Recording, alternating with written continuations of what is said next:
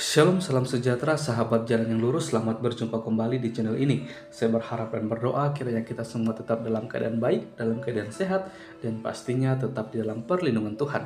Sahabat yang terkasih, di kesempatan kali ini kita akan kembali lagi akan melihat bagaimana para apologet Kristen akan mematahkan setiap tuduhan liar, narasi liar dari seorang Ustadz Suma berkaitan dengan iman Kristen, yang dimana Ustadz Suma ini kerap kali mencari ayat-ayat Alkitab yang menguntungkan dia dan dia tafsirkan secara liar seperti itu, dalam artian bahwa ketika dia mentafsirkan ayat Alkitab dia selalu lebih mengutamakan kehendak dia sendiri tanpa dia harus mencari tahu dan menggali lebih dalam apa yang dimaksud atau apa yang yang arti dari ayat Alkitab yang dia selalu bawa-bawa itu, seperti itu. Kita akan melihat bagaimana respon dan tanggapan dari teman-teman para apologet Kristen mengenai hal ini. Maka dari itu mari kita bersama-sama simak dan kita saksikan supaya kita melihat bagaimana Ustadz Suma jadi bulan-bulanan dari teman-teman para apologet Kristen. Selamat menyaksikan, Tuhan Yesus memberkati. Oke ya. Beda status Anda mengajar dengan sedang didebat. Oh ya, saya sedang mengajar. Oh, nggak bisa. Kapasitas Anda mengajari saya apa? Nggak ada. Oh iya dong. Saya harus ngajarin Anda. S berapa kamu coba? Saya S2. Pendidikan terakhir oleh S2. S2. S2 apa? Kamu apa? Saya pendidikan. Saya nggak yakin kamu S2. Emang kenapa? Coba judul apa tesismu? Kenapa? Kamu siapa? Enggak, judul tesismu apa? Kamu dosen penguji. Oke, IP kamu berapa? Aduh, sudahlah RBN. Kalau kamu coba ngerti nggak RBN, IPK itu tidak apa? mungkin kamu masih menyembah manusia, Ben. Enggak, bentar. Udah, enggak usah IP kamu berapa? pribadi. Salah aja, Ben. IP kami rendah, Ben. IP kami rendah. Enggak usah kau bahas kayak IP gitu. kamu berapa, Bro? Enggak usah kau bahas kayak gitu. Karena saya belum pernah menemukan Kristen orang berakal sehat ketika berbicara mengenai Kristen. Paham ya? Oke, kita buktikan ya. Iya, kita buktikan. Temanya adalah penyaliban. Islam menolak penyaliban, Kristen menerima penyaliban. Berani nggak? Mantap. Kamu kok satu arah? Dua arah. Islam menolak penyaliban. Berani, Ben. Itu adalah karya setan. Gimana? Oke, nggak apa-apa. Oke. Tapi jangan itu, kita bicara ketuhanan dulu. Lah, Tuhan itu sudah pasti satu. Tuhan. Oke, sekarang saya bertanya aja. Itu ada timer. Siapa yang disalibkan jika bukan Isa Al-Masih? Dan apa urgensitasnya Isa Al-Masih tidak disalibkan? Silakan. Tadi pakai diamond. Silakan. Tunggu, ini mau pakai. Itu ada timernya. Siapa yang disalibkan? Oke, siapa yang disalibkan menggantikan Isa Al-Masih? Dan apa urgensitasnya Isa Al-Masih itu diangkat hidup ke langit? Oke, baik. Tunggu Pakai data ya. Kita tentukan dulu nih Ya, siapa pakai yang data. Tunggu lu, ini udah mulai ya, Ben. Yo. Halo. Aduh, Ya, gimana? ini artinya pakai timer. Mau dibikin berapa menit biar jelas. Cocok lah itu 3 menit atau 2 menit.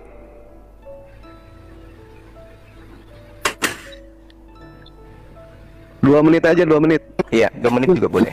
Kalau 3 menit, emang 2 menit aja. Kalau 3 menit nanti bisa Kan nggak? Assalamualaikum. Gini aja. Assalamualaikum. Jadi saya bertanya, dia menjawab. Nanti dia bertanya, saya menjawab. Diatur aja waktunya bertanya berapa menit, baru menjawab berapa menit. Biar keren. Oke, kamu moderatornya. Oke. Oke ya teman-teman, hari ini kita akan menyaksikan perdiskusian dan kadang berujung ke perdebatan antara pihak Muslim yang diwakili oleh gurunda kita Bang Zuma dan dari pihak Kristen diwakili oleh Erben, si manusia PowerPoint. Oke, lanjut. Menit ya untuk siapa dulu nih? Izin sedikit Bunda Rahma. Izin sedikit. Oke, Tolong teman-teman saya di bawah, dibantu tap-tap ya, dibantu tap-tap layar ya. Saya bertanya, siapa yang disalibkan? Apa urgensitasnya Isa itu tidak disalibkan dan diangkat ke langit? Bang Erben, berapa menit ini? Boleh dijawab sama Bang Zuma dengan data. Jadi urgensitasnya Oke. 2 menit ya? 2 menit dan ya, Bang? mengapa harus diserupakan? Ada data ya? Oke. Dan mohon yang host berikan satu orang untuk menunjukkan datanya. Supaya kita bicara data, bukan bicara bibir. Nah, sekali kau. Sekarang ini Kan ini kan guru udah ketemu sama guru udah, masa kelasnya anak kecil, gimana sih Bunda? berapa time? Oke, silakan Bro Juma. Oke, saya jawab. Oke. Bismillahirrahmanirrahim. Al-Qur'anul Karim. Sekarang dulu hari ya. Waduh. Iya, Enggak usah di absen dulu deh semua. Usah tunggu. udah dimoderatorin sama Bunda Rama, nggak apa-apa Bang Zul. Lanjut aja. Oke, silakan dikasih tunjuk datanya, nggak apa-apa. Kasih waktu banyak untuk tunjukkan Ya, data. enggak usah. Bismillahirrahmanirrahim. Kok diskusinya seorang guru nggak pakai data, bro? Gimana sih? Al-Quranul Karim menjelaskan dalam surah An-Nisa ayat 157, wa qaulihim inna qatalnal masiha Isa bin Maryam Rasulullah wa ma qatalu wa ma salabu walakin syubbiha lahum.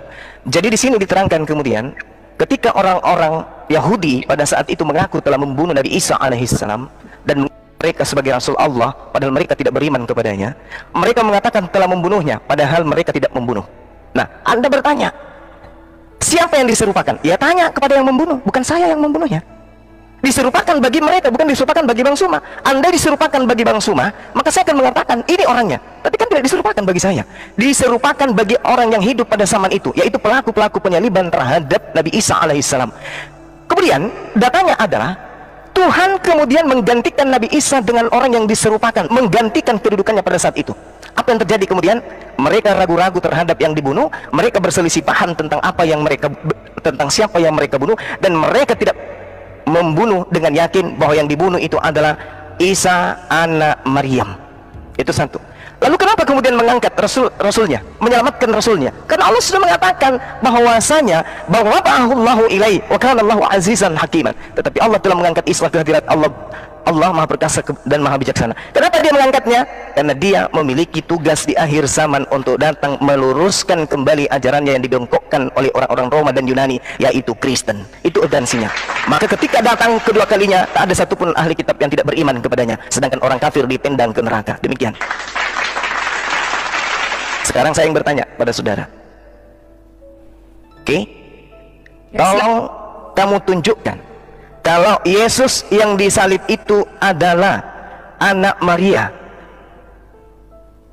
Tunjukkan siapa yang lari di belakang Yesus putra Bapa yang ditangkap menggunakan kain lenan, melepaskan kain lenannya, lalu lari meloloskan diri. Siapa laki-laki di belakang Yesus Barabas yang ditangkap ini yang melepaskan kain lenan? Tolong kasih data, silakan. Oke. Kita pakai 2 menit. Tapi berapa menit? 2 menit, Bang. Oke, terima kasih. Pertanyaan saya, apa urgensitasnya Nabi Isa itu digantikan, diangkat ke langit, dan siapa yang disalibkan itu? Rupanya Bro Juma tidak tahu, dan Allah Subhanahu wa Ta'ala juga tidak tahu. Kasih saya di kolom besar. Apa yang disampaikan oleh Bro Juma, maka saya berpikir bahwa apa yang disampaikan ini kasih dong di kolom besar. Gimana sih? Baru. Oke. Di dalam Matius 27 ayat 11, di sini ada mahkamah agama. Dan sumber keraguan tentang kebangkitan dan penyaliban berasal dari dusta mahkamah agama yang menggunakan uang. Jadi orang-orang disogok untuk memelintir berita kematian Yesus. Berarti apa yang disampaikan Bro Juma berarti termakan hoax yang dibangun oleh dusta. Ta'ala pun menurut hemat saya dari penjelasan Jurma adalah korban hoax yang dibuat oleh dusta mahkamah agama jika Isa adalah Yesus. Tetapi jika Isa bukan Yesus, maka tidak ada urusan. Kalau ditanya siapa yang melarikan diri,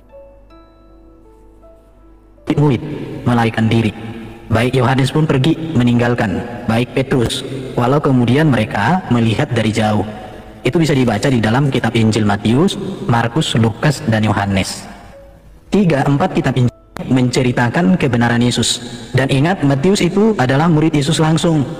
Markus juga murid Yesus langsung dari golongan 70. Lukas juga murid Yesus langsung dari golongan 70. Yohanes murid Yesus langsung dari golongan 12. 4 kitab Injil ini ditulis di abad pertama. Ditulis di abad pertama. Harus diingat itu ya, ditulis di abad pertama.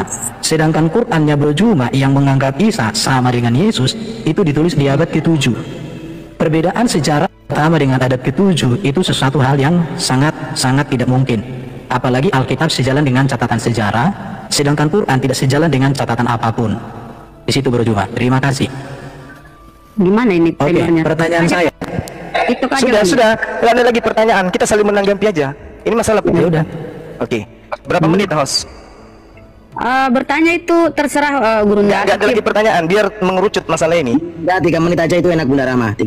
Nggak ada lagi pertanyaan. Ini masalah salib atau tidak salib. Berkaitan dengan Al-Quran yang membantah penyaliban itu dengan ajaran Kristen yang mengatakan ada penyaliban terhadap orang suci, ya. Jadi Al-Quran mengatakan, sudah mulai? Ya silakan Guru. 3 menit kan? 3. Iya, biar poinnya sampai. Baik.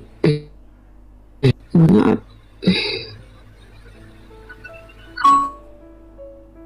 Oke. Jadi gini, penyaliban di dalam Quran itu terjadi, tapi yang disalibkan itu adalah pengganti. Yang disalibkan bukan Nabi Isa alaihissalam. Ada yang diselamatkan, ada yang tidak diselamatkan. Nah, berdasarkan tujuan daripada diselamatkannya Nabi Isa alaihissalam kelak untuk diperuntukkan menjadi saksi. Wa isqalallahu ya Isa bin Maryam, a anta qulta linnas takhizuni? Apakah engkau mengajarkan kemudian kepada orang Kristen untuk menuhankan dirimu? Apa kata Nabi Isa? Tidak sama sekali. Makanya di dalam kitab saudara Yohanes 12:42 apa yang dikatakan? Barang siapa yang menolak aku, dia sudah ada hakimnya, yaitu firman yang aku katakan kepada mereka. Firman itulah yang akan kelak menjadi hakimnya di akhir zaman. Jadi siap-siap aja Anda akan dihakimi oleh Yesus. Anda akan diusir. Itulah gunanya dia diselamatkan, untuk datang menjadi saksi bahwa di tengah-tengah penolakan-penolakan mereka ada di antara kelompok orang yang menuhankan dirinya, padahal tujuannya datang adalah mengajak Bani Israel kembali kepada hukum Taurat.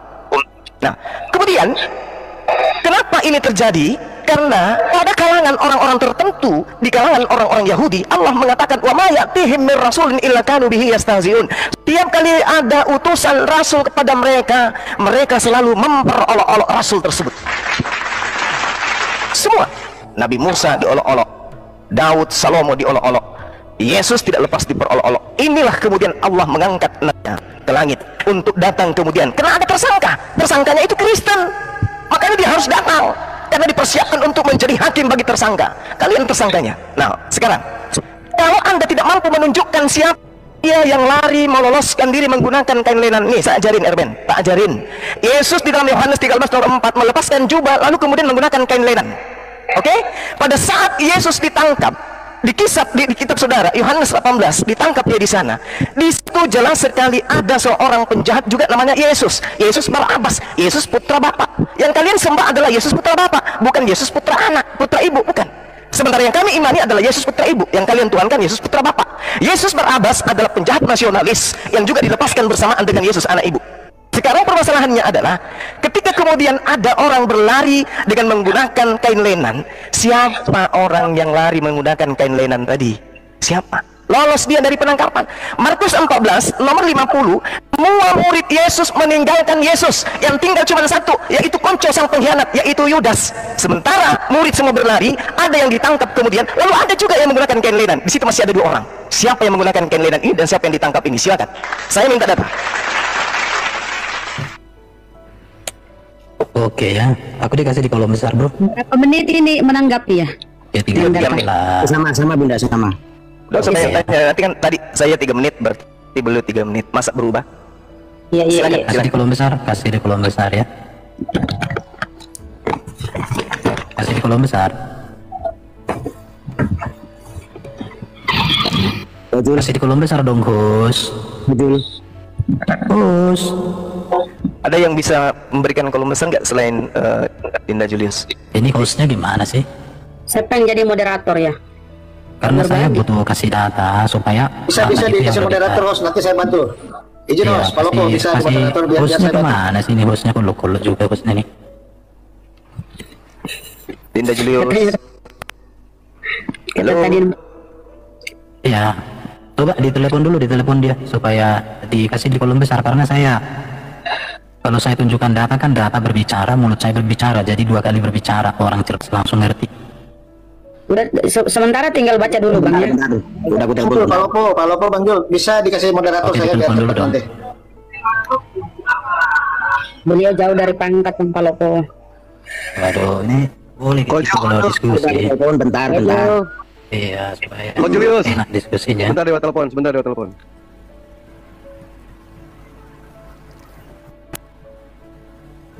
Haleluya. Oke lanjut, silakan Bang Ruben. Bang Erben. Ini belum ada, saya mau di kolom besar dong. Udah ada. Ben, lu di kolom besar Ben. Sorry. Belum. Jaringannya. Baru. Oke ya. Oke, perhatikan ya.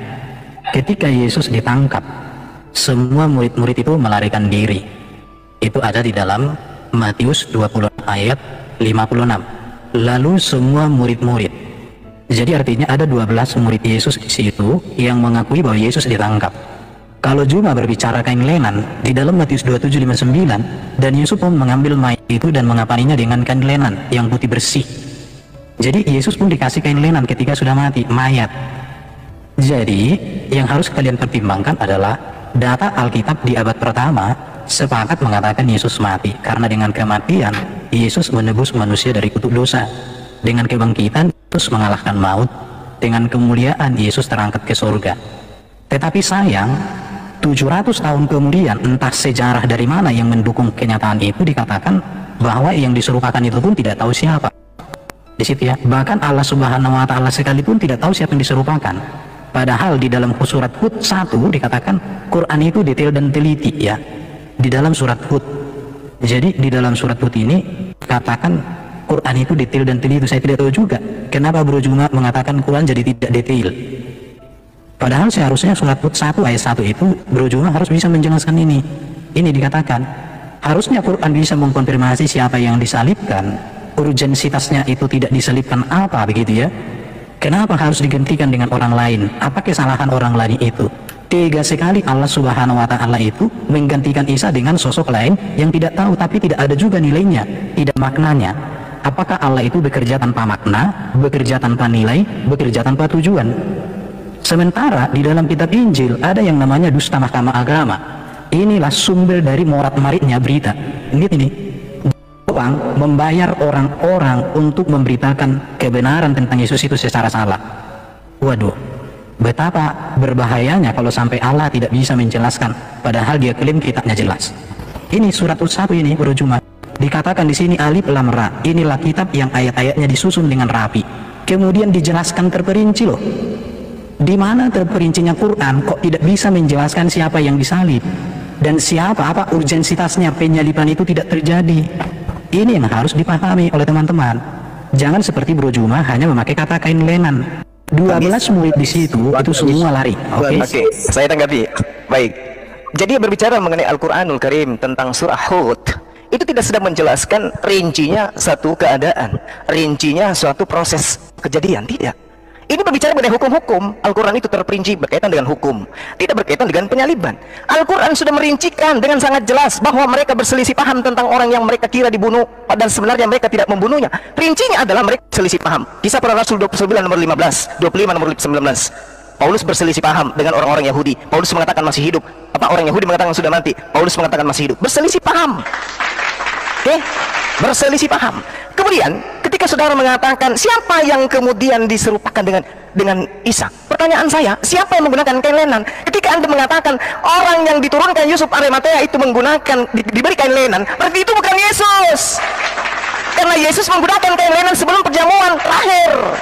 Kisah Yohanes 13 nomor 4, Yesus melepaskan jubah lalu menggunakan kain lenan. Kalau dia mati dalam keadaan menggunakan kain lenan, berarti dia tidak perlu diberi lagi mayatnya kain lenan, karena dia sudah menggunakan kain lenan.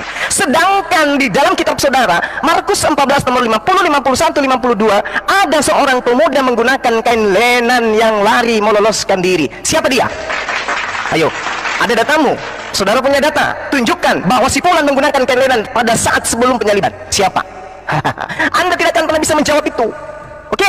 Kemudian ketika saudara mengatakan di situ ada 12 murid yang lari, siapa bilang 12 murid yang lari? Siapa bilang?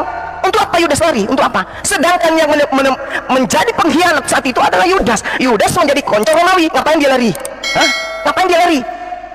Ada aja. Yudas kemudian ikut terlibat di sana. Ada dua. Satu menggunakan kain lenan, yang satunya entah siapa. Apakah Yudas? Apakah Yesus Barabas?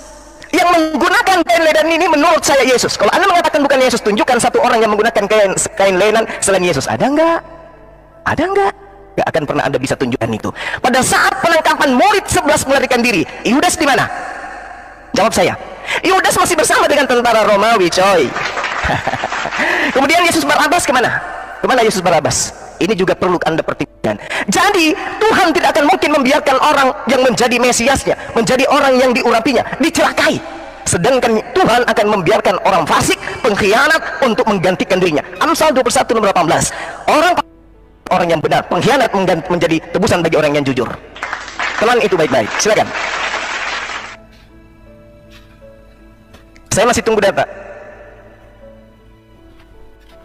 Ya, bantu tetep. Teman-teman di bawah bantu tap-tap. Teman-teman ya, perhatikan Bro Juma, ayat yang kamu kutip jika kamu membaca utuh sebenarnya sudah terjawab, tapi karena modelmu kan malas membaca, kamu kan modelnya kan bersuara kencang tapi datanya kosong. Lihat, perhatikan di sini ya, Markus 14 ayat 50. Tenang. Lalu semua murid meninggalkan dia dan melarikan diri. Perhatikan, dia di sini siapa? Yesus. Ayat 51. Ada seorang muda yang pada waktu itu hanya memakai sehelai kain lenan, menutup badannya, mengikuti dia, mengikuti Yesus. Yesus di sini sedang diapa? Ditangkap. Mereka hendak menangkapnya. Menangkap siapa? Yang mengikuti itu. Tetapi ia melepaskan kainnya dan lari dengan telanjang. Kenapa tidak disebutkan di sini namanya? Karena tulisan Injil bukan berbicara siapa yang orang muda ini. Perhatikan. Di sini kata Yesus kepada mereka, "Sang kamu aku ini penyamun, maka kamu datang lengkap dengan pedang dan pentung untuk menangkap aku." Jadi Bro Juma, kalau kamu membaca hanya ayat 51 lepas dari 49, itu cara belajar iblis. Mohon maaf Bro ya. Jadi teman-teman muslim, kalau kalian belajar Alkitab, jangan dengarkan hanya kata-kata si Juma. Baca di dalam teksnya, baca di dalam konteksnya. Baca, jangan panas. Sekarang saya akan kembali ke Hud pasal 1. Ben, malah ke-mute Ben. Bunda stop dulu. Timernya stop dulu. Itu di mute tuh. Stop dulu Bunda. Stop Ben. Tuh. Ben monitor Ben. Kalian jangan nih. Kok kayak gini sih kalian? Kayak gini apa sih orang kok? Gimana sih kalian ini? Ini orang malah. Ini, silakan Juma. Saya hanya menyambar kata-katamu tentang Hud 1. Coba sebutkan dulu tentang hukum perkawinan di dalam Quran. Kalau memang Quran ini kitab yang detail dan teliti berbicara tentang hukum, kisah dan akhlak sesuai tafsir, monggo. Lari. Loh, itu bukan lari, saya menyambar perkataan Juma. Karena yang saya tahu, hukum perkawinan di dalam Islam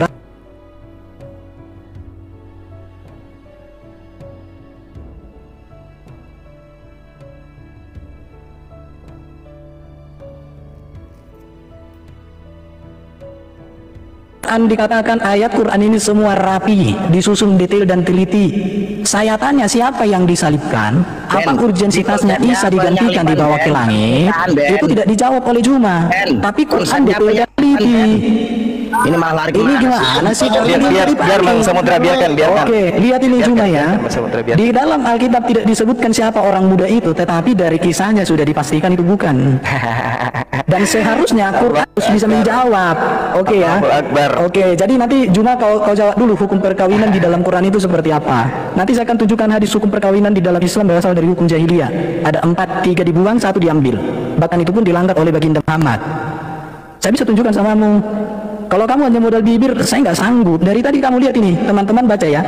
Ada seorang muda mengikuti Yesus, jadi mengikuti diam-diam. Siapakah ini? Di dalam teks ini tidak disebutkan siapa namanya.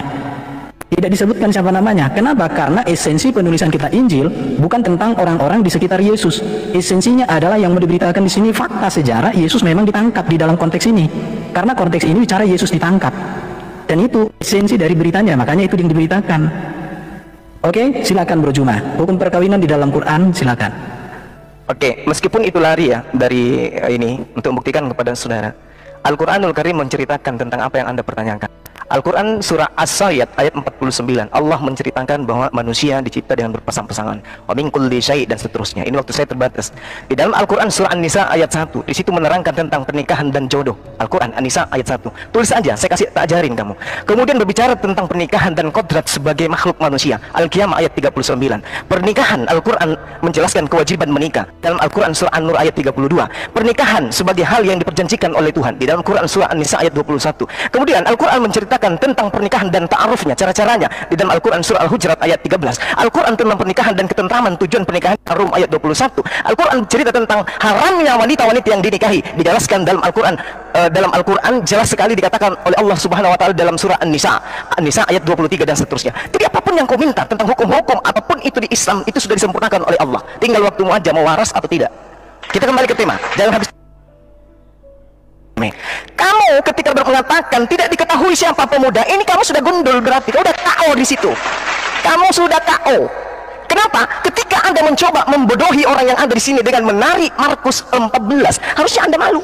Kenapa? karena Yesus sendiri dengan mulutnya yang seksi berkata, tetapi haruslah digenapi yang tertulis di dalam kitab suci. Kitab suci yang dimaksud di sini apa? Amsal, Yeremia, Yesaya, Taurat, Kejadian. Ini yang harus tergenapi kata Yesus. Apa di antaranya yang tergenapi itu?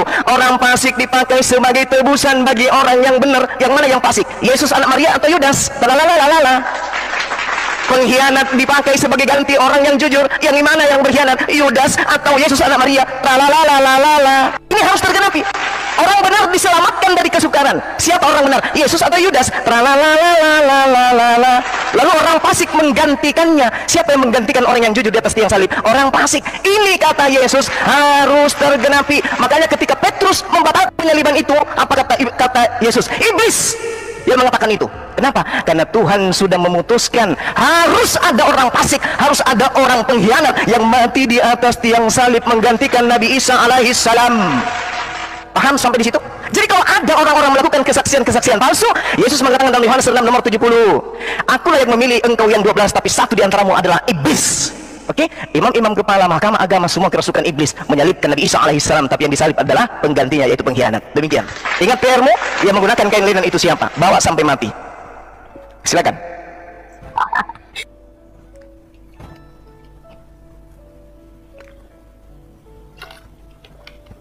Di mute. Buka mute-nya. Oke, lanjut. Kalian jangan gitu lah. Mute lah, aku kan diam. Kita Tadi dari kan- tadi benerin lu Ben, jangan framing Lihat dong. ya. Jangan gitu. lanjut. Lihat. Di dalam satu tafsiran dikatakan ada seorang muda, perhatikan ya. Tradisi gereja mengatakan ini adalah Yohanes Markus, si penyusun Injil. Dia adalah seorang pendamping misionaris awal, yaitu pamannya Barnabas.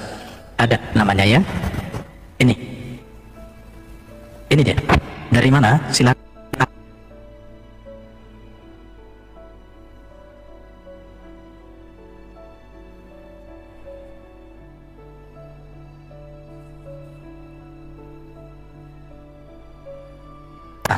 Apa urgensitasnya Isa itu digantikan dengan orang itu?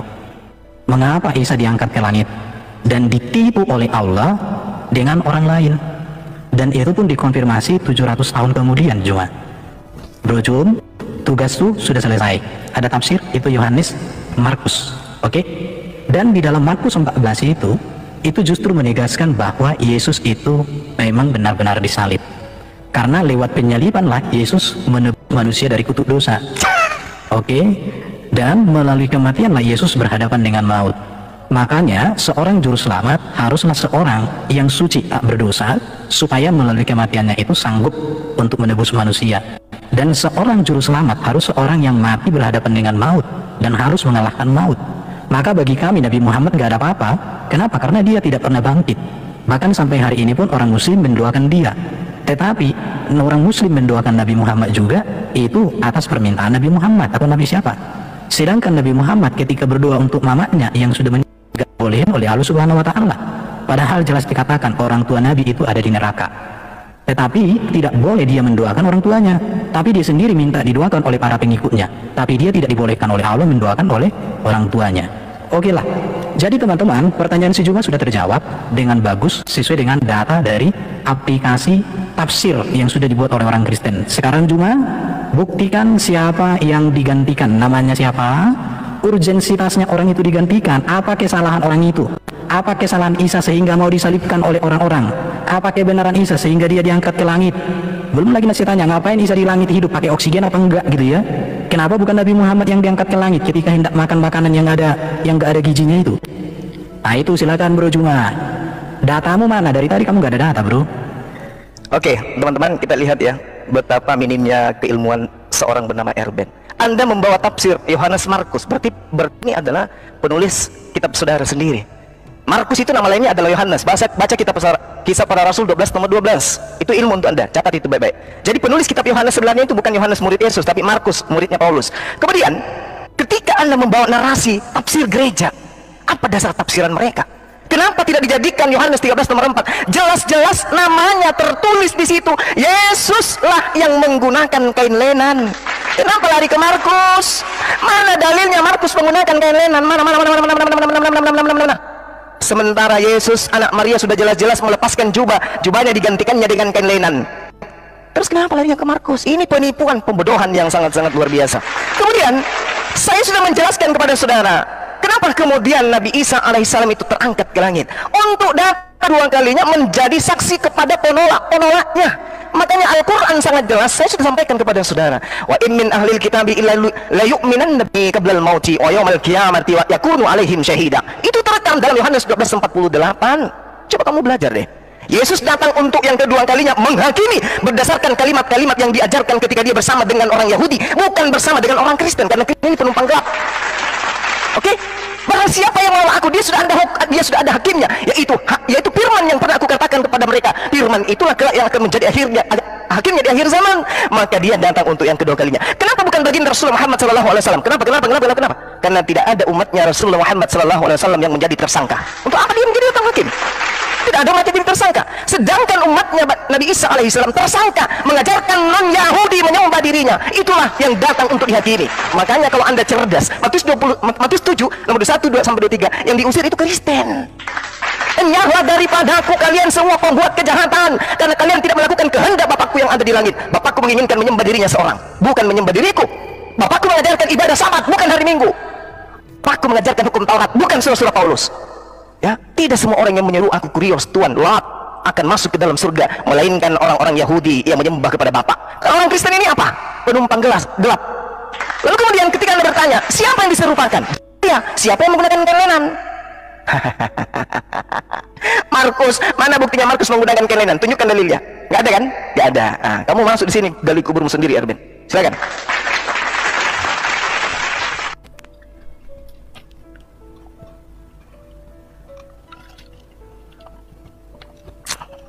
Mute lagi. Kasih aku di kolom besar. Lanjut.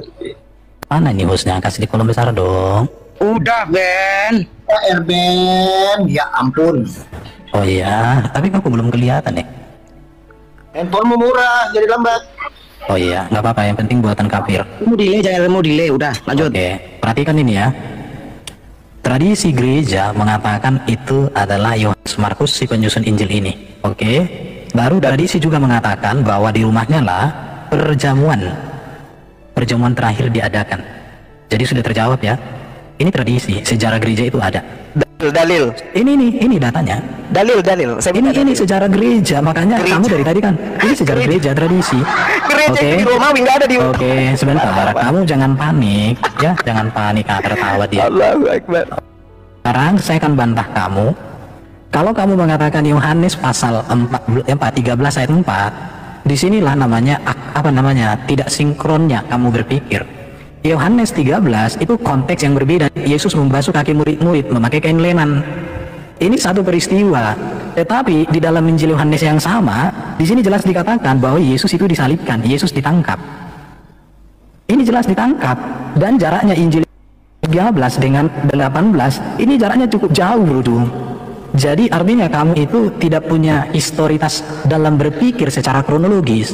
Artinya apa? Kamu itu sepenggal, seuprit bahasa Medan, seuprit doang cara berpikirmu. Itu, coba lihat ini dong, data ini Yohanes ya.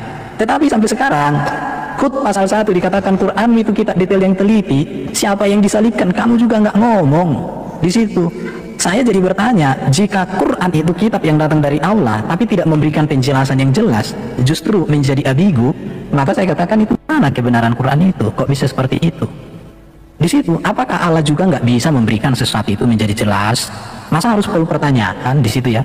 Kalau Alkitab jelas mengatakan Yesus disalib, itu abad pertama, dan tidak ada kepentingan Muslim di situ di dalam penyaliban Yesus, karena sejatinya Islam itu baru ada di zaman Muhammad, dan tidak ada urusan dengan Islam. Karena Islam sendiri belum ada. Jadi kenapa justru menurut saya Allah itu dalam tanda petik kok usil banget ya dan bicara-bicarakan mengangkat Isa sama dengan Yesus gitu ya. Kecuali kalau Isa bukan Yesus ya. Tapi kalau kalian menganggap Isa sama dengan Yesus, kalian harus mengerti itu.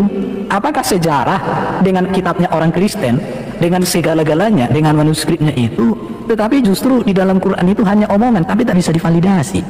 Belum lagi nanti saya tanya, Isa itu di Quran. Belum lagi nanti saya tanya, Isa itu siapa murid-muridnya. Belum lagi saya tanya, Isa itu ajarannya apa, mujizatnya, detail spesifiknya apa. kalian juga nggak akan bisa jelaskan. Jadi sekarang ini tugasmu cuma hut 1 itu dulu kau bahas. Silakan kau bahas dulu detail dan pilih kisah itu gimana. Oke, jadi kalau Anda mengatakan usil, yang usil itu Kristen. Karena Taurat itu hanya untuk Bani Israel. Yesus datang hanya untuk Bani Israel. Kristen ini siapa? Yang usil itu kalian. Kenapa ada kitabnya Yahudi nempel di kitab kalian? Kenapa? Yang usil itu kalian. Cerita tentang Nabi Isa itu adalah cerita utusan Tuhan kepada Bani Israel, mengajak Bani Israel yang tersesat untuk kembali kepada hukum Tuhan. Itu tujuan Nabi Isa. Bukan tujuannya untuk Kristoeng. Kristoeng itu di Antioquia, di Roma Yunani. Nggak ada hubungannya dengan itu. Kristen lah yang makar terhadap ajaran para nabi yang datang kepada Bani Israel. Contoh, penyaliban menurut hukum Torah, penyaliban itu hanya berlaku pada orang-orang yang dikutuk oleh Elohim. Kemudian diramu oleh Romawi paganisme bahwa yang disalib itu adalah orang suci, yang disalib itu adalah penebus dosa, padahal itu adalah orang terkutuk. Oke? Orang terkutuk. Baca Ulangan 21 nomor 23. Jangan kau biarkan jasadnya, karena jasadnya pun haram menyentuh tanah. Saking najisnya orang yang disalib itu. Tapi orang najis, orang terkutuk ini dijual ke Roma menjadi Tuhan. Oleh siapa? Oleh penyusup, orang yang ambil ajaran agama orang. Dengarkan sama saya. Amsal 6 nomor 16. Ini firman Tuhan menurut tradisi Yahudi. Ini adalah hikmat kepada mereka melalui nabi yang datang kepada mereka. 6 perkara yang dibenci Tuhan, bahkan 7 kekejian yang ada di dalam hatinya. Salah satunya adalah membunuh Yesus. Salah satunya adalah membunuh Isa Al-Masih. Itu dalil. Oke? Menumpahkan darah orang yang tidak bersalah. Pilatus mengatakan Yesus tidak bersalah. Paulus mengatakan tidak bersalah. Berarti haram hukumnya menurut hukum Yahudi membunuh orang yang tidak bersalah. Karena itu adalah kekejian bagi Tuhan.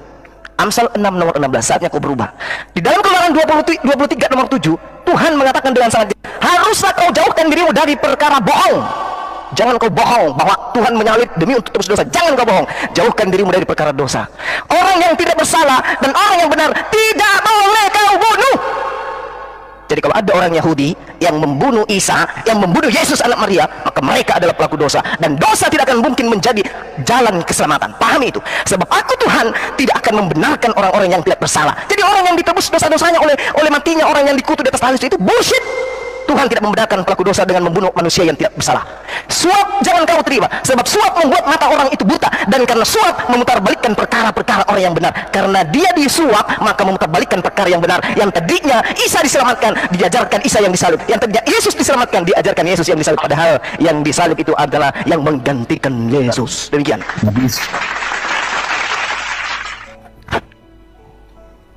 Ingat PR-mu?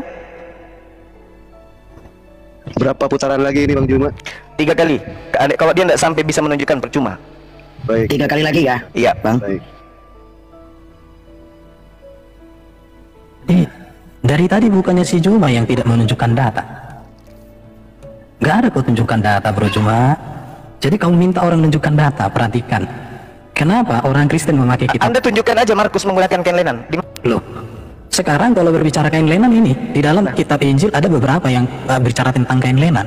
Jadi historisme itu, dengarkan ya, Yohanes, yang saya tanya Markus, Anda kan tafsirkan. Loh, nggak bisa kayak gitu cara belajar kita. Dari mana dasar pijakan yang mentafsirkan itu sementara Markus tidak menggunakan kain lenan? Dari mana? Tenang dulu, tenang. Kan sudah saya tunjukkan samamu tadi sejarah gereja. Sejarah gereja itu sudah ada sebelum Muhammad. Sejarah gereja. Iya. Jadi kalau sejarah gereja kamu sangkal artinya yang kita harusnya gini. Yesus yang kita cerita bukan sejarah gereja. Penyaliban. Yesus tidak bisa dikenal. Dengar dulu. Ini waktunya, dengarin ya. Alkitab tidak bisa dipahami lepas dari sejarah. Nggak seperti Quranmu. Kitabmu itu kalau dihadapkan sejarah hancur. Kalau orang Kristen, kitabnya sejarah menjadi satu kekuatan yang tidak bisa diruntuhkan siapapun. Sejarah kalau kitabmu menggunakan kain lenan mana? Kitabmu dihadapkan dengan sejarah hancur. Markus menggunakan kain lenan, tunjukkan. Ini saya sudah tunjukkan tadi datanya. Sekarang saya mau jelaskan. Sejarahnya Markus menggunakan kain lenan. Kenapa orang Kristen menggunakan kitab Perjanjian Lama? Perhatikan ya. Kenapa orang Kristen? Ini jika engkau bawa juga jubahku dan juga kitab-kitabku, terutama perkamen itu. Kitab-kitab apa di sini yang dibawa Paulus? Kitab-kitab Perjanjian Lama, perkamen. Dan itu ada di dalam tafsirnya. Ini ditafsirkan. Ini jelas. Perhatikan ini ya. Ini jubah. Ini kitab-kitabku terutama itu berbicara tentang PL kitab-kitab. Jadi orang Kristen sejak zaman Paulus sudah menggunakan Perjanjian Lama. Tetapi yang sayangnya orang Kristen tidak pernah mengubah Perjanjian Lama. Tapi orang Muslim di dalam Qurannya mengubah semua kisah yang ada di dalam Perjanjian Lama dengan klaim ini dari Allah. tapi di hadapan sejarah hancur, runtuh, babak belur. Itu Jum. Jadi Bro Juma itu dari dan suara wajah yang lantang, datamu nggak ada, historitasnya nggak ada. Kenapa ketika kisah perjanjian lama ada di dalam kitabmu justru dirubah semua, dan ketika divalidasi dengan fakta historis sejarah hancur data kitabmu? Itu menjadi pergumulanmu hari ini Jum. Oke bro ya, jadi sebenarnya semua pertanyaanmu sudah dijawab. Contoh, kalau orang menyembah Yesus, saya bisa tunjukkan samamu bahwa seorang raja itu disembah. Yesus raja, bukan Allah Bapa. Yang mengatakan Yesus itu Allah Bapa sang pencipta alam semesta itu bidat. Jadi kamu itu sebenarnya kamu salah sasaran. Kamu tidak sedang menyerang iman Kristen, kamu menyerang oneness, menyerang bidat kamu. Bagus. Kalau Tritunggal nggak pernah mengatakan Yesus itu Allah Bapa. Yesus itu firman dalam rupa manusia. Dia disembah karena dia Mesias, raja. Baru tadi kalau katakan hanya satulah kematian yang berkuasa mengampuni dosa, itu Yesus. Nabi Muhammad kematiannya nggak berkuasa mengampuni dosa umat Islam. Bahkan Nabi Muhammad tidak bisa menjamin orang tuanya, bahkan dirinya pun masuk surga. Di situ kalau Yesus karena dia tidak berdosa maka kematiannya berkuasa mengampuni dosa. Kalau Yesus itu berdosa, satu pun dosanya nggak berkuasa mengampuni dosa, maka hanya satu kematian yang berkuasa mengampuni dosa. Kalau Nabi Muhammad bisa nggak mengampuni dosa kematiannya? Tentu nggak bisa. Orang dia pun nggak bisa pasti masuk surga kok. Bahkan ayah ibunya pun nggak bisa didoakan dia bro. Jadi itu bro Juma. Sekarang kamu dari tadi saya tanya siapa yang disalibkan? Apa urgensitasnya? Allah harus menggantikan dengan orang itu. Apa kesalahan Isa hingga disalibkan? Dan apa kehebatan Isa sehingga harus dibawa ke langit? Itu dulu datanya kasih, bukan modal bibir.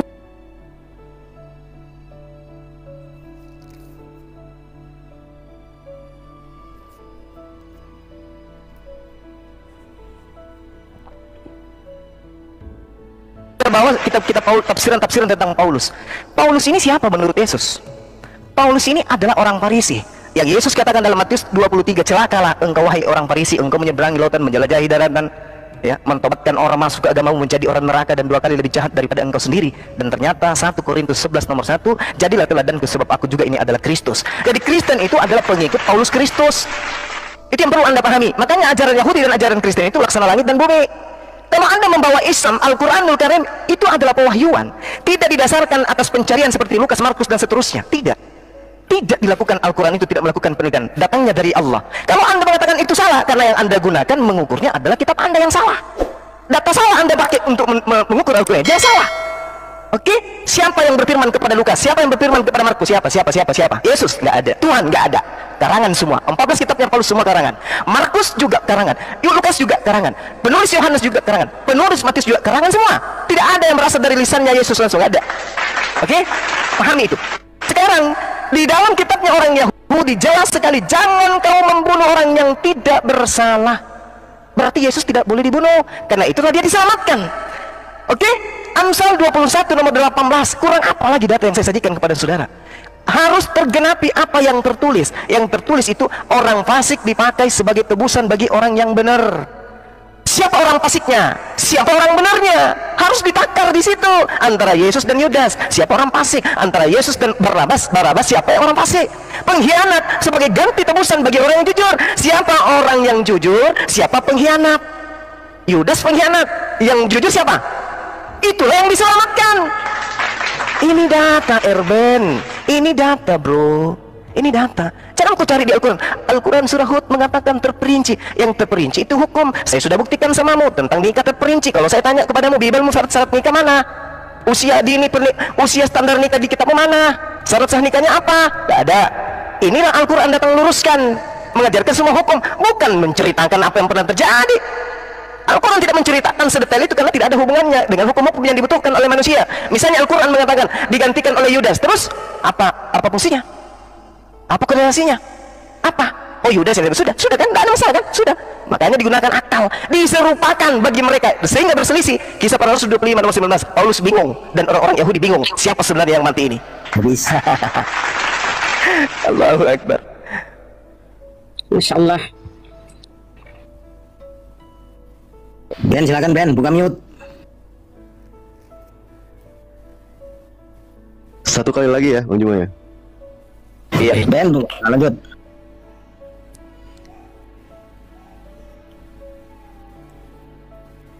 Dia mute sendiri loh, nanti kita yang dituduh. Ben, mute ya, nanti family. Sudah ada mute loh, kalian yang mute itu loh. Iya, jangan gitu. Lihat ini. Jadilah pengikutku sama seperti aku juga menjadi pengikut Kristus. Original teksnya, jelas Bu. ya. Original teksnya tunjukkan. Originalnya. Iya. Dari tadi datamu nggak ada ini. Nih. Tunjukkan original Ini ya. teksnya. Ini nih. Apa Ya. tuh? Apa? Peniruku jadilah seperti aku peniru Kristus. Mana ada peniru? Apa bahasa Loh, Indonesia peniru? ini ada di sini kata peniru. Ini Nggak ada. peniru. Original teksnya apa? Peniru. Loh, lihat dong bentuk katanya apa di situ. Original teksnya Noun peniru. maskulin singular genetik. Genetik itu kata milik. Nipu-nipu, jangan Loh, nipu. ini kamu nggak ngerti teks Yunani. Ini genetik. Noun maskulin singular genetik. Genetik itu tahu apa? Juma kami itu mohon maaf bro, Juma. Saya tanya kamu ngerti nggak genetik? Kata milik. Bahasa Yunaninya itu meniru itu apa? Loh, saya kan sudah tunjukkan bentuk genetik. Ngerti nggak genetik? Oke ya. Jadi Juma ini nggak ngerti teks Yunani. Di situ tidak ada kata yang merujuk kepada dia meneladani Yesus. Jadilah teladanku sebagaimana saya ini adalah genetik. Kristus. Oh, ini. Jadi kamu kayaknya karena kamu nggak ngerti, lihat. Loh, kok Coba saya- baca apa ini? Apa yang tertulis di situ? Coba baca dulu apa ini, bro? Apa? Saya udah kelihatan di sini. Kristus. Artinya Mana Kristus ini? Itu jelas tuh. Mana Jadilah Kristus ini? teladanku. Jadilah teladanku. Ini Jadilah apa nih? teladan. Sebagaimana saya juga adalah. Ini apa nih? Iya, coba terjemahannya apa? Kristus. Ini genetik. Terus, Kamu nggak ngerti apa-apa. Kristus. Genetik itu artinya peniru Kristus. Sebagaimana saya juga adalah Kristus. Aduh, kamu itu. Sebagaimana juga aku adalah Kristus. Kamu nggak ngerti bahasa Yunani, bro. Itu bentuk genetik ya. Tidak ada cerita original. Oke, jadi saya berterima kasih sama Bro Juma. Itu penambahan. Dipotong ya. Jadi gini, lanjut. saya berterima kasih sama Bro Juma. Rupanya di dalam Quran tidak disebutkan siapa yang disalibkan. Apa urgensitasnya digantikan dengan orang lain tidak bisa dijawab di dalam Quran. Tapi dia justru mengutip dari Alkitab. Artinya apa? Quran dan Juma tidak bisa ngapa-ngapain tanpa mengotak-atik Alkitab. Artinya betapa rapuhnya Juma, betapa rapuhnya Quran jika si Juma tidak mengutip Alkitab. Sementara saya tidak mengutip Alkitab Al-Quran. Saya hanya mempertanya Al-Quran. Tidak ada satu ayat pun di dalam Quran yang saya kutip untuk menegaskan iman Kristen. Kenapa? Karena iman Kristen itu berdiri teguh dengan kitab suci dan sejarahnya. Tetapi Quran tidak bisa berdiri sendiri dengan hadisnya. Bayangkan itu. Padahal kitab Quran itu dari Allah langsung, bayangkan ya. Dari Allah langsung yang ditafsirkan oleh para nabi, para ulama dan lain sebagainya, dibantu hadis, dibantu sirah dan semuanya. Rupanya tidak bisa menjawab. Jadi ini sudah membuktikan teman-teman. Jadi gini ya, teman-teman kalian berpikirlah. Dari tadi Juma tidak pernah bisa menjawab pertanyaan saya berdasarkan Quran. Dia hanya bisa memframing ayat-ayat Alkitab dengan pemahaman secara salah. Artinya apa di sini? Quran itu begitu rapuh, Juma itu begitu rapuh tanpa dia mengutip Alkitab. Makanya inilah yang menyebabkan Juma ini pernah buka room untuk belajar Al-Quran. Tidak pernah si Juma buka room untuk belajar hadis. Coba kalian lihat bibirnya si Juma ini, tiap hari dia selalu membuka. Mohon maaf, jangan personal. Loh, Jangan di mute. Biarin aja. Jangan termute. Dibalas. Jangan termute. Bentar dibalas. sekalian kayak gini. Lanjut. Ya lanjut Bang, lanjut. Silakan Saudara Erben, lanjutkan. Teman-teman jangan di mute. Yang suka mute diturunkan aja deh, Julius. Kan? Ada mute. Nggak ada yang mute sini. Nggak ada yang mute Gurunda.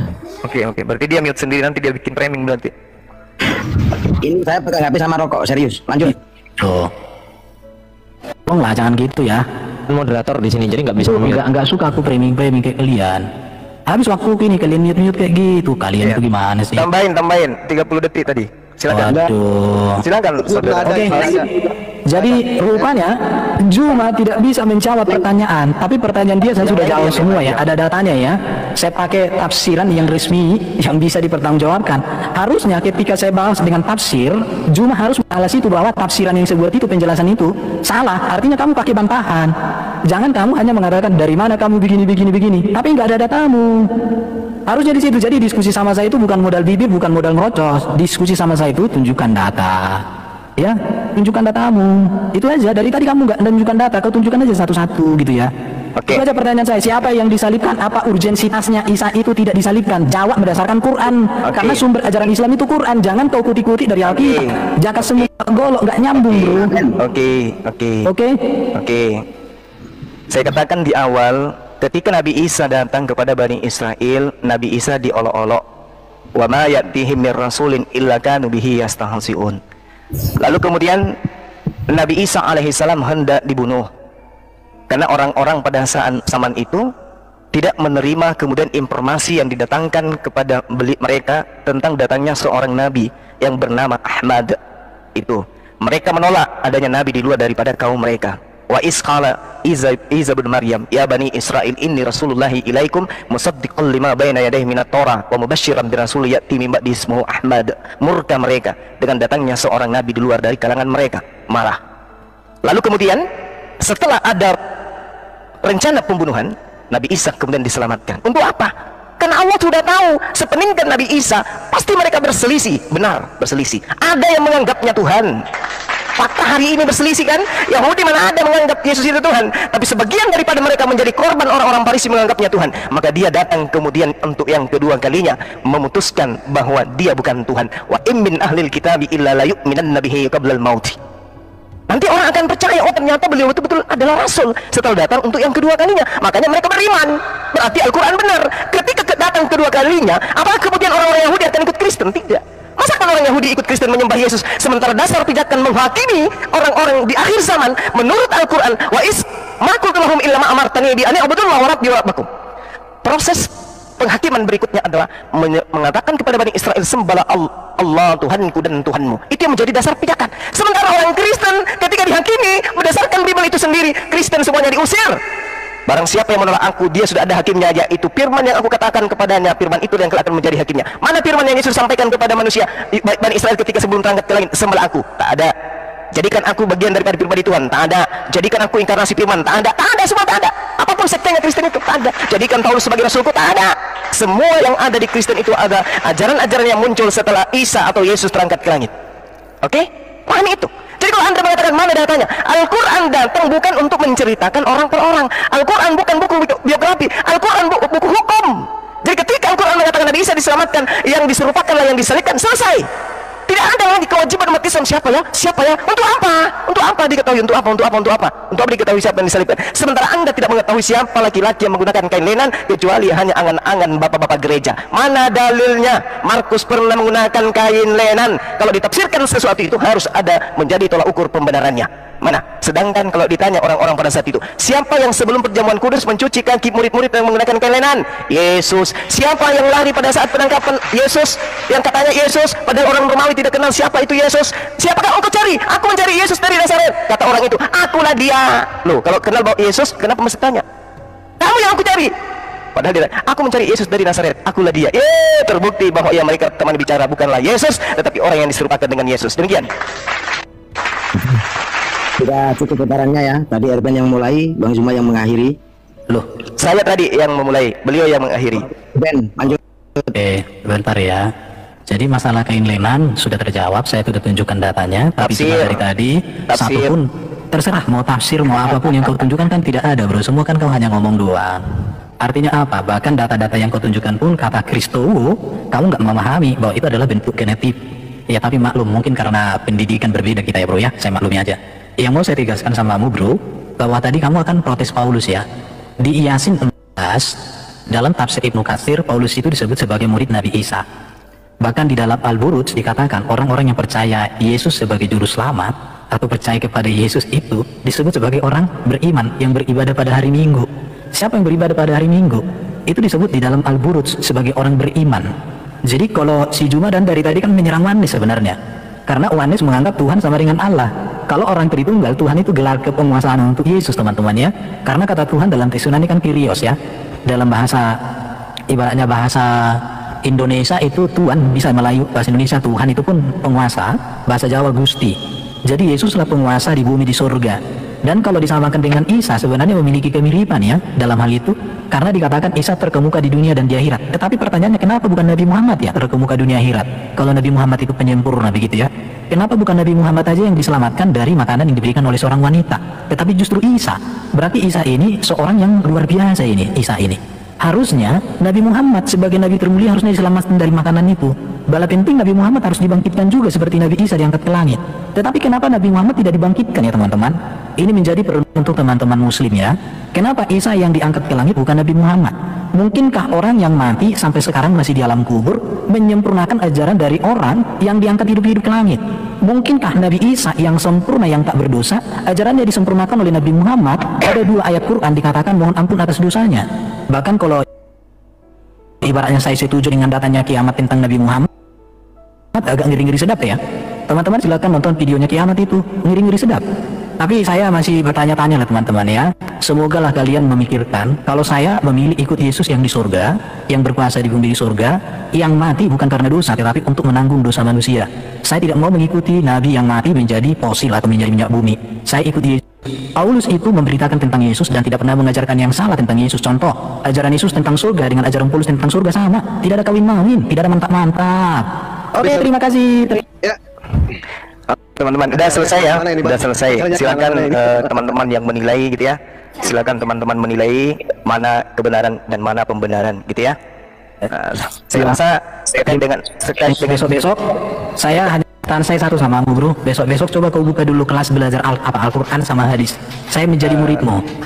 jadi Coba dulu bro. Aku menunggu itu. teman-teman sekalian, jadi kita Iya, aku minta itu sama Bro Juma mulai besok mungkin coba buka ruang belajar Quran sama hadis ya bro ya. Jelaskan ya teman-teman. Oke, terima kasih ya semua ya. Thank you, sampai jumpa lagi ya. Berdasarkan Al-Quran dan seterusnya. Kenapa?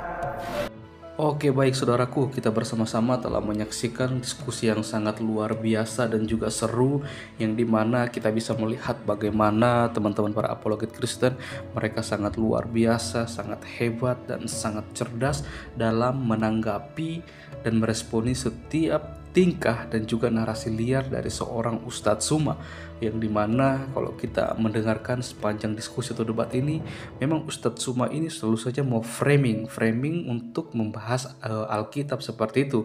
Karena ketika teman-teman para apologet Kristen mulai membahas tentang kitabnya, pasti dia sendiri akan melakukan banyak cara untuk bisa framing, untuk kembali lagi membahas Alkitab. Emang ada apa seperti itu ya?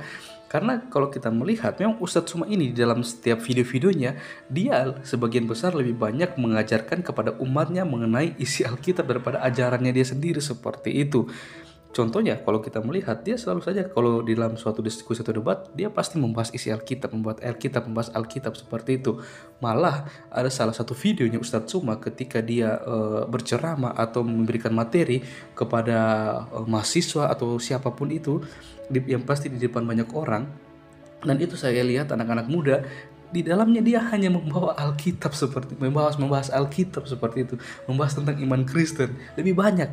Kalau dipresentasikan mungkin dia ada 890% membahas tentang kekristenan daripada membahas tentang imannya dia seperti itu ya. Ini yang sangat miris ya kalau kita melihat tingkah dan kelakuan Ustadz Suma ini yang semakin hari semakin doyan untuk membahas tentang kekristenan seperti itu. Entah ada masalah apa terhadap Ustadz Suma seperti itu, tapi ya kita melihat bagaimana luar biasanya para hamba Tuhan ini ya, para teman-teman para apologet Kristen tidak tinggal diam, tapi mereka mau melawan Ustadz Suma dengan tujuan bukan mencari siapa yang menang atau kalah, tapi bagaimana mereka mau meluruskan setiap kebenaran-kebenaran yang dibengkokkan, bahkan disalahgunakan oleh seorang Ustadz Suma sendiri, yang diputarbalikan oleh seorang Ustadz Suma sendiri seperti itu. Karena kalau sampai Ustadz Suma terus begini, orang akan terus di luar sana, yang di luar kekristenan akan berpikir bahwa jadi seperti ini ya kekristenan seperti itu, karena mereka mendengar dari sumber yang salah, dari seorang Ustadz Suma seperti itu. Tapi kalau mereka mendengar sumber dari orang-orang Kristen, orang hamba Tuhan, bahkan juga para apologet Kristen,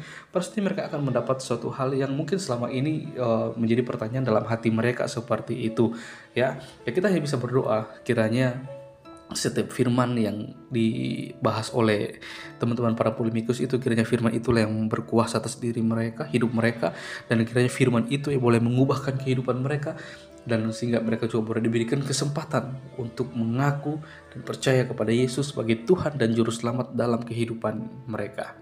Dan juga kiranya kita juga terus mendukung teman-teman para apologet Kristen dan juga hamba-hamba Tuhan yang terus setia untuk melayani melalui media sosial ini, supaya mereka terus diberkati Tuhan, dan setiap pergumulan mereka biarlah Tuhan terus campur tangan dan menjawab setiap doa-doa mereka tepat pada waktu sesuai dengan seturut dengan kehendaknya.